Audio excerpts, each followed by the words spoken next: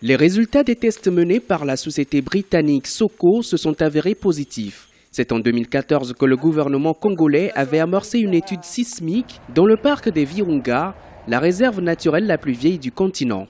Un an après, le gouvernement semble maintenir sa détermination. Il estime que l'exploitation du pétrole à l'intérieur de ce parc devrait permettre de booster l'économie du pays et favoriser l'amélioration des conditions de vie des populations. Pour sortir la population du Congo de la précarité, on n'a pas besoin de ce pétrole-là. On a besoin, d'abord des politiques publiques intelligentes.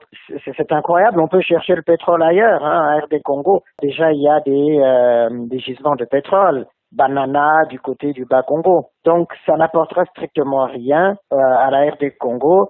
Ce qu'il y a de plus important, c'est diversifier l'économie du Congo pour qu'elle ne dépende pas toujours du cuivre. Alors qu'elle tablait en début d'année sur une croissance de 10,3% du produit intérieur brut en 2015, récemment les autorités congolaises ont dû revoir leurs prévisions à la baisse. Mais malgré des facteurs comme la chute des cours des matières premières et les recettes en diminution, la croissance du pays reste soutenue. Le gouvernement devrait explorer d'autres pistes pour relancer l'économie du pays, mais aussi prendre en compte les défis environnementaux. Il y a un enjeu environnemental important. Ce parc naturel-là, qui a été constitué justement comme un poumon, on va le gâcher pourquoi? Pour quelques barils de pétrole. C'est un pays qui est à 90% agricole. Pourquoi ne pas exploiter justement l'agro-industrie? Là, on aurait vraiment des véritables gisements de croissance.